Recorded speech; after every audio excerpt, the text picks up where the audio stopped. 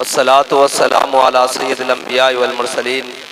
आज 14 अगस्त 2023 मुल्क भर में अपने उस रिवायती तरीक़ों से मनाई जा रही है जिन रिवायतों ने पाकिस्तान को इस अंजाम पर ला खड़ा कर दिया है। आज 14 अगस्त 1947 से लेकर 2023 तक एक ऐसी दास्तान जो रकम की गई।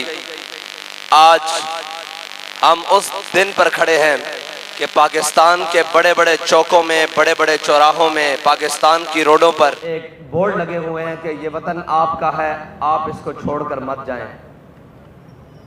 सवाल ये है कि ये तो अपने वतन छोड़कर आए थे, ये तो गुरदासपुर छोड़कर आए थे, ये जोधपुर छोड़कर आए थे, ये कानपुर छोड़कर आए थे, ये अंबाला छोड़कर आए थे, ये पटियाला छोड़कर आए थे, ये जनाब दिल्ली छोड़कर आए थे, ये जनाब मुंबई छोड़कर आए थे। आज जिनके बड़ों ने पाकिस्तान से, बरे सगीर से अंग्रेज को भगाया था, आज उनके वारिस उनके वतन में जाने के लिए क्यों तैयार है? और आज एक सियासी जमात जिसका नाम पीटीआई है, मैं सोच रहा था कि उनके कारकुनों को उनकी जमात का परचम ना लहराने देना वाकई काबिल मज़म्मत है, लेकिन ये उससे बड़ी बददियान थी कि जिस दिन कश्मीर के सौदे की बात आई थी और उन्हीं के लीडर के हाथ में कश्मीर का परचम दिया जा रहा था, तो ये मुकाफात अमल है। इसलिए कि मेरे आका मौला सल्लल्लाहु ताला अलैहि वसल्लम ने फरमाया, मजलूम की जो आह है ना, दुआ, वो सीधा अर्श पर जाती है। वो तो इंतजार में थे अहलियाने कश्मीर के जनाब कोई मोहम्मद बिन कासिम का वारिस आएगा, कोई सलाहुद्दीन अयूबी का मानने वाला आएगा, कोई महमूद गजनवी का जानशीन आएगा। लेकिन उन्हें क्या पता था कि जिसकी खातिर, जिस वतन की खातिर, जिसके नारे पर हमने लाखों गर्दनें कटवाई थी, आज उसका सरबराह ऐसा आदमी है जो झंडा पकड़ने के लिए भी तैयार नहीं। अच्छा, क्यों तैयार नहीं? इसलिए कि मुश्किल आ जाएगी, जिहाद करना पड़ जाएगा, इक्तिदार खतरे में आ जाएगा। तो लो, इक्तिदार भी चला गया, मुश्किल भी आ गई, 2 वक्त की रोटी भी मुयस्सर नहीं, तो झंडा कैसे फिर कोई उठाए? आज जिस झंडे को तुमने जो आसानी से उठाया जा सकता था, आज तुम्हारे झंडे को सख्ती से छुड़वाया जा रहा है। यह है मुकाफात अमल। और आप, ये मैं तमाम आप देख रहा हूं कि थके थके चेहरे हैं, थकावट के आसार हैं। तो जरा उस रात के बारे में भी ख्याल कीजिए कि आज की रात थी, अपना वतन छोड़कर अमृतसर लुटे पिटे काफिलों के साथ जो घर के 4 अफराद चले थे, अकेली बहन बची थी।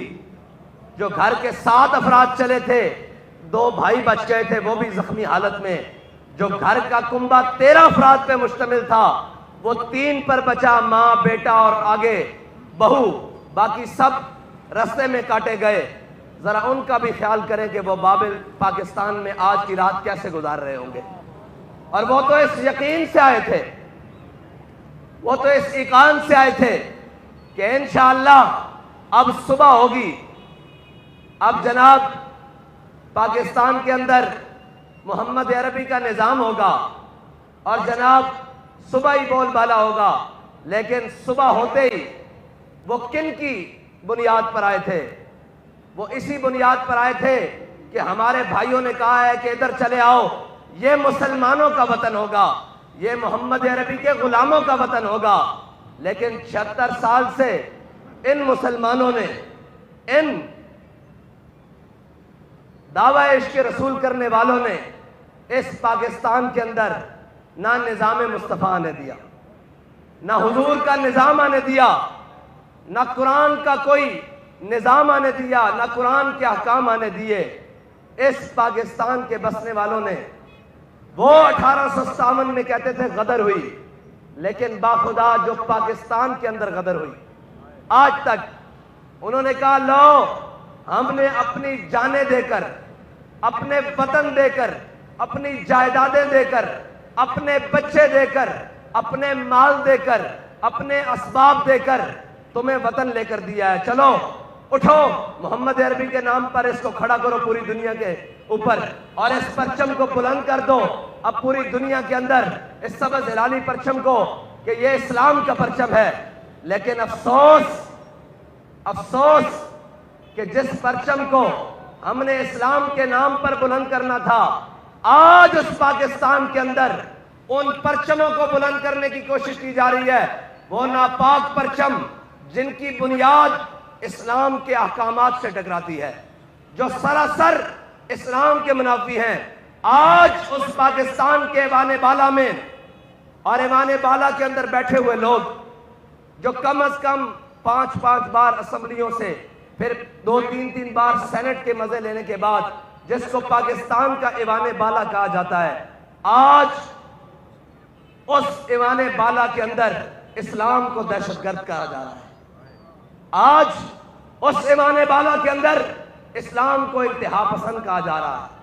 आज उस ऐवान बाला के अंदर पाकिस्तान को और इस्लाम को शिद्दत पसंद कहा जा रहा है। अफसोस, तुम ये बिल पास करने के, मुंह दिखाने के काबिल हो। ये सारे 76 साल से लेकर आज तक जिनके हाथों में इक़्तिदार था, इनसे पूछो कि तुम्हें तो पाकिस्तान इतना बड़ा दिया गया था, तुमने पाकिस्तान को पहले 2 लाख किया, फिर तुमने कश्मीर को बेचा, फिर तुमने जनाब फाटा के अंदर और फिर ऊपर जनाब मुल्क के अंदर हवाई अड्डे दिए, फिर तुमने अपनी हमशीर को बेचा, फिर तुमने अपने कौम के बेटों को बेचा, फिर डॉक्टर अब्दुल कदीर खान जो मोहसिन पाकिस्तान है, उससे पूरी दुनिया के सामने ये माफी मंगवाई कि मैंने गलत काम किया है। तुम भी दुनिया में मुंह दिखाने के काबिल हो। तुम कहते हो कि हम इक़्तिदार के ज्यादा हकदार हैं, हम पाकिस्तान की मईशत को दुरुस्त करेंगे। तो मैं ये कहता हूं कि पाकिस्तान के मीडिया के ऊपर तमाम तर पाबंदियों के बावजूद मीडिया ये कहता है कि कासिम के अब्बा ने ये किया, तो ये नहीं बताता कि जनाब रहमतुल लिल आलमीन में रहने वाले मौलवी ने भी पाकिस्तान के अंदर ये किया है।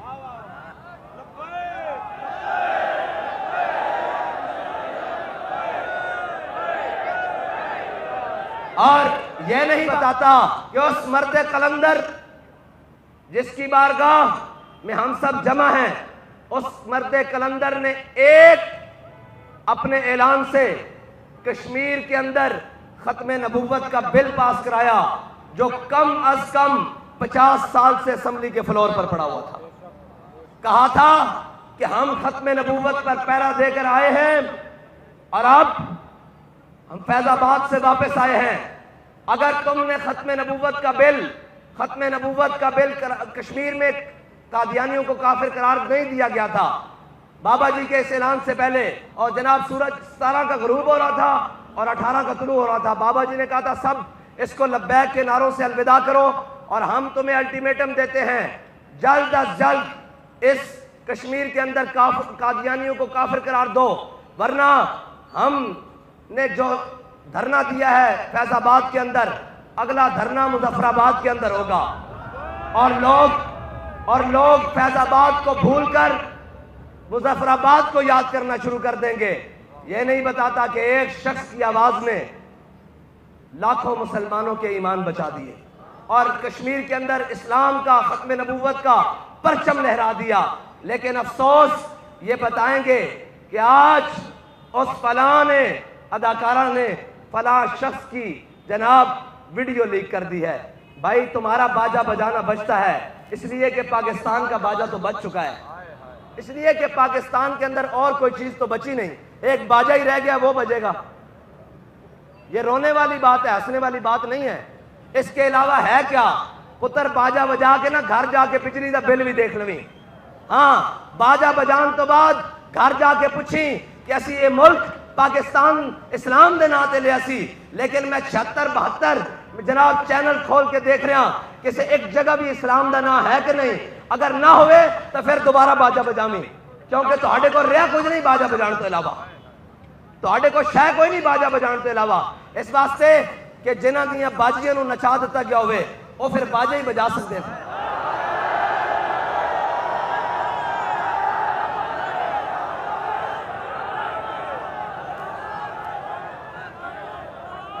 रोड के उत्ते आके ठां ठां लाई हुई, पा लाई हुई, की होया जी? उन्हें कहा असी आजाद हो गए। मैं कहा दस तो सही केड़ी गल्लों आजाद होया? तेरा निक्का भरा तो डंकी ला के यूरोप जा रहा, तू किथों आजाद होया? वो तो 400 साहिल समंदर उत्ते जिन्होंने दफनाने वाला कोई नहीं और जिन्होंने लाशा नूं कफन पवाने वाला कोई नहीं। तू कहना कि जनाब मुल्तान रोड से मैं आजाद हो गया? कदी पुछता सही है जनाब। पूरी पट्टी तो आए रोज डंकियां लग रही हैं, जवान जा रहे हैं बाहर, क्यों जा रहे हैं? और जड़े कुर्बानियां दे के, खून दे के, माल दे के इस मुल्क के अंदर आए सन, वो आज जनाब अपनी जाना दाव ते ला के इस मुल्क तो बाहर जा रहे हैं। पुछता सही इन्होंने कीता चाहिए कि खाली बाजा बजाएगा, सुबह उठ जाएगा और फिर नारा लाएगा कि जी आहो आहो, आवे आवे नून लीग आवे, आवे आवे पीपल पार्टी आवे, आवे आवे तुहाडा खान आवे। मैं कहा जड़ा भी आ गया तेरा बाजा ही बजेगा, मुहम्मद अरबी का दीन नहीं आएगा। ये पाकिस्तान खून दी नदियों ते बढ़िया। और बाबा जी ने क्या सी परेड क्यों होंगी, जरा पूछो तो सही यार, क्यों जनाब आज जनाब सारे परचम लहराते हो? तुहानू ते सानू इस परचम के सामने सिर नगू होके खड़ा होना चाहिए कि भाई असी कुछ नहीं किया पाकिस्तान वास्ते। और ये याद रखना, अगर पाकिस्तान के अंदर इस्लाम होंदा तो नौजवान डंकी ना लांदा बल्कि फलस्तीन जांदा।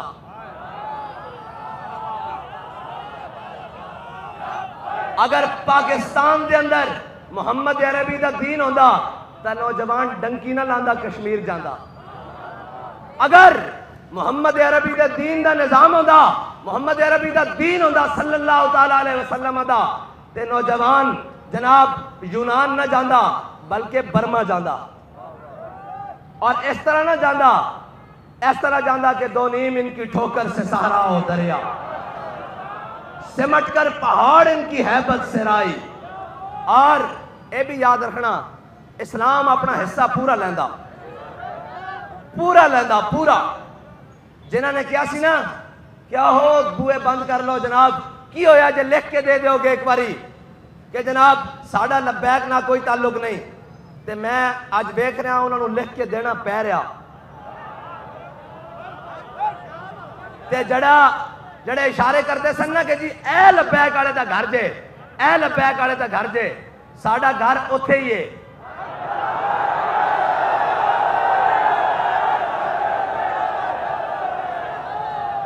साडा घर उत्थे ही है, थानेदार उत्थे नहीं, वो तबादला करा गया।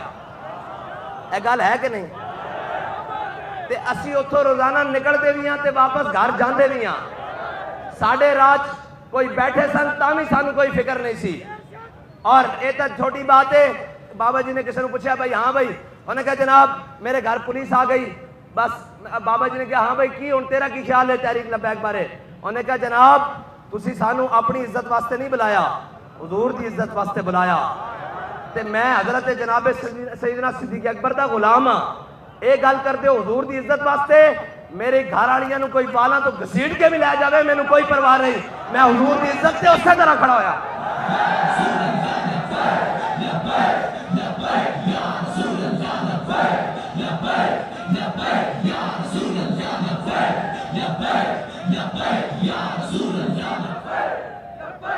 Ya Rasulullah, ya Rasulullah, ya Rasulullah, ya Rasulullah.